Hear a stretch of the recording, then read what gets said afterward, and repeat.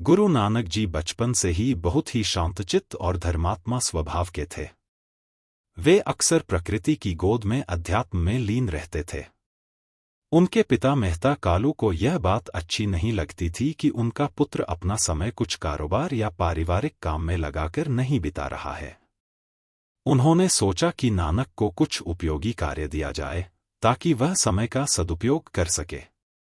अतः उन्होंने अपनी पत्नी माता तृप्ता से कहा, हमारा इकलौता बेटा कुछ नहीं करता, उसे गाय चराने का काम दे दिया जाए। इससे वह जंगल में रहता हुआ भी कुछ काम करेगा। माता तृप्ता ने कहा, यह अच्छा विचार है। उसे जंगल में चलना बहुत पसंद है। गाय चराते हुए वह दिन भर जंगल में रहेगा और साथ ही कुछ उपयोगी भी करेगा। मेहता कालू ने अपने बेटे को वह काम बतलाया जो वे चाहते थे कि वह करे। गुरु नानक ने तुरंत आज्ञा दी और उन्होंने गाय चराने का काम स्वीकार कर लिया। हर सुबह वे अपने पिता के गायों को लेकर जंगल जाते। वे उनका बहुत ध्यान रखते।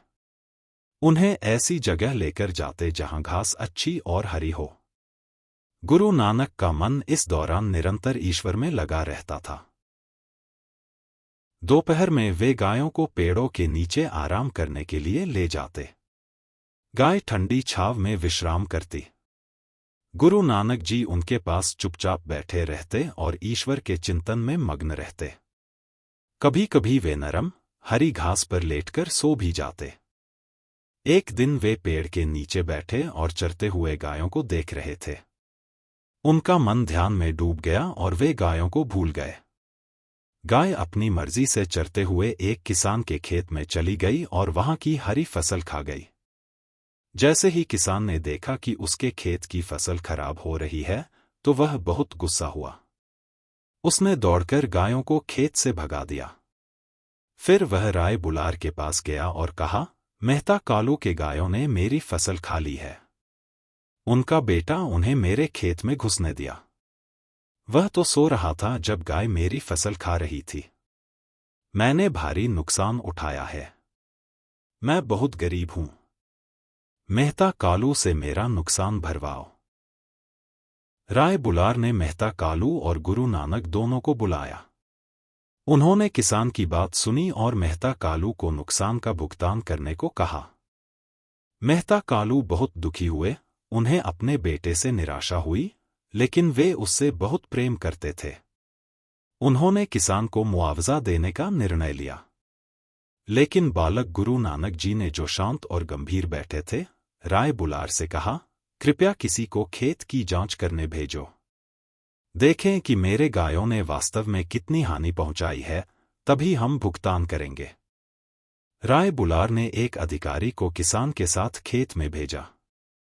वहां पहुंचकर उन्होंने देखा कि फसल पूरी तरह से ठीक है, ना तो कोई नुकसान हुआ था। वे वापस आकर राय बुलार को बताया, सरकार, किसान ने झूठ बोला है। फसल पूरी तरह ठीक है। कोई नुकसान नहीं हुआ। किसान ने कहा, सरकार, मैंने झूठ नहीं बोला। मैंने सच कहा। यह गाय फसल खा रही थी, पर अब फसल पहले से भी अधिक हरी भरी और अच्छी है। मुझे नहीं पता कि ऐसा कैसे हो सकता है। राय बुलार ने कहा, हमारा नानक भगवान से प्रेम करता है। वह सदैव उनकी भक्ति में रहता है। भगवान ने उसके लिए प्रेम दिखाया है। उन्होंने फसल को फिर से हरा भरा कर दिया है। मैं उनके चरणों में सिर झुकाता हूं। वह एक महान व्यक्ति हैं। मेहता कालू, आप हमेशा उनके प्रति उदार रहो। यदि वे आपको किसी प्रकार का नुकसान पहुंचाएं तो मैं उसका भुगतान करूंगा। बाद में उस खेत पर एक गुरुद्वारा बनाया गया, जिसका नाम है गुरुद्वारा श्री क्यारा साहिब या पवित्र खेत। Credits: Guru Nanak raising cattle, Sri Guru Nanak Sahib Ji, Discover Sikhism.